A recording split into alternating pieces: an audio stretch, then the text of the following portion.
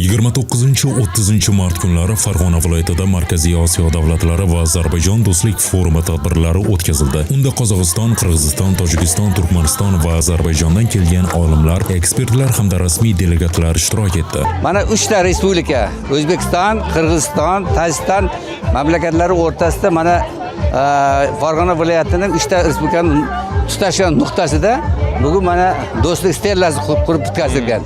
Mana stellar bu ramziy ma'noda 3 ta respublikasining birdamligini, 3 ta respublikasining bir-biriga hamjihatligini, yillardan beri qad ketgan dili bir bo'lgan, to'y bir, ma'rakasi bo'lib 3 ta xalqning birligini bildirib turadigan stellar hisoblanadi. Forum doirasida O'zbekiston tumanidagi do'stlik stellasi poyiga gulchambar qo'yilib, mintaqadagi tinchlik, barqarorlik va o'zaro hurmat muhitiga yuksak baho berildi.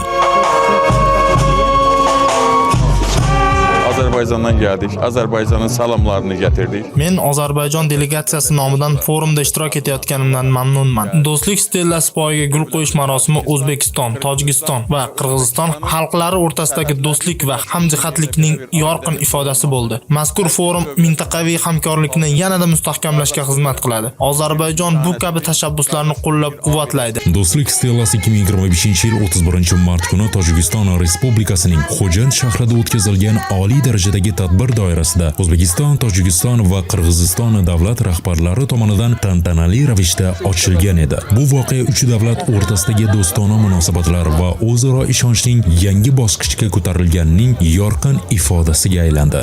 O'sha oliy darajadagi uchrashuvda bevosita davlatimiz rahbari Shavkat Mirziyoyev tomonidan aynan Navro'z bayrami arafasida chegara oldi hududlarda qo'shma dasturlar hamda qo'shma badiiy tadbirlarni amalga oshirish, o'tkazish bo'yicha takliflarni ilgari surgan edilar va mana 1 yildan so'ng mana o'tkazilayotgan mazkur xalqaro forum ham mazkur tashabbusning amaliy ifodasi deyishimiz mumkin. Tadbirlar Farg'ona shahridagi do'stlik uyida davom etdi. Tadbirlar yakunida o'zaro hamkorlikni yanada kengaytirishga qaratilgan taklif va tashabbuslar ilgari surildi. Bahodir Mas'udov, To'ston Mikoldomov, Ovoz informatsion dasturi uchun Farg'onadan maxsus.